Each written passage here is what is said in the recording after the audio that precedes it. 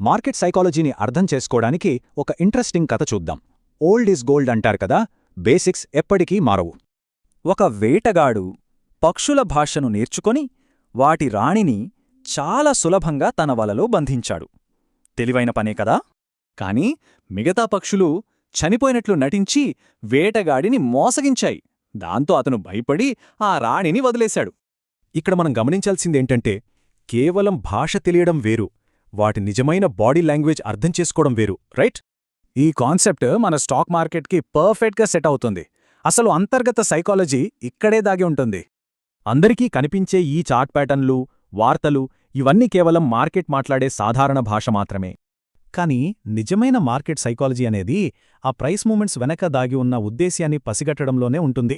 సాధారణ చార్ట్స్ చూసి గుడ్డిగా నమ్మితే ఇలాంటి ఫాల్స్ బ్రేకౌట్ ట్రాప్స్లో మనం చాలా సులభంగా ఇరుక్కుపోతాం. ఒక స్టాక్కి నిజంగా పైకి వెళ్లే సత్తా ఉంటే అది బయ్యర్స్ కోసం ఎక్కడా ఆగదు, అది గుర్తుపెట్టుకోవాలి. అలాగే ఒక స్టాక్ కావాలనే బలహీనంగా ఉన్నట్లు నటించినప్పుడు ఈ ఫాల్స్ బ్రేక్డౌన్ ట్రాప్ అనేది ఏర్పడుతుంది.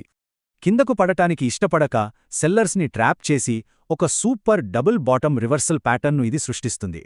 గుడ్ న్యూస్ వచ్చినప్పుడు స్టాక్స్ ఎలా రియాక్ట్ అవుతున్నాయో గమనిస్తే వాటి రియల్ ఇంటెన్షన్ ఏంటో మనకి ఇట్టే తెలిసిపోతుంది. అద్భుతమైన రిజల్ట్స్ వచ్చినా సరే కేవలం 1-2% మాత్రమే పెరిగితే అది చాలా పెద్ద ట్రాప్ కావచ్చు. మార్కెట్ క్రాష్ అవుతున్నప్పుడే అసలైన మజా. ఏ స్టాక్స్లో నిజమైన బలముందో అప్పుడే కదా స్పష్టంగా బయటపడేది. ఇలాంటి పట్టుదలే భవిష్యత్తులో ట్రెండ్ మారినప్పుడు ఏ స్టాక్ పైకి దూసుకెళ్తుందో మనకి ముందే సిగ్నల్ ఇస్తుంది.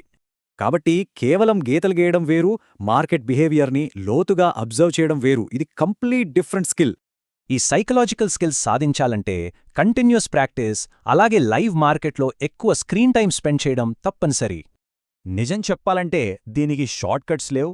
ఈ ప్రీమియం మార్కెట్ సైకాలజీ ఏ పుస్తకాల్లోనూ దొరకదు, అనుభవంతోనే వస్తుంది.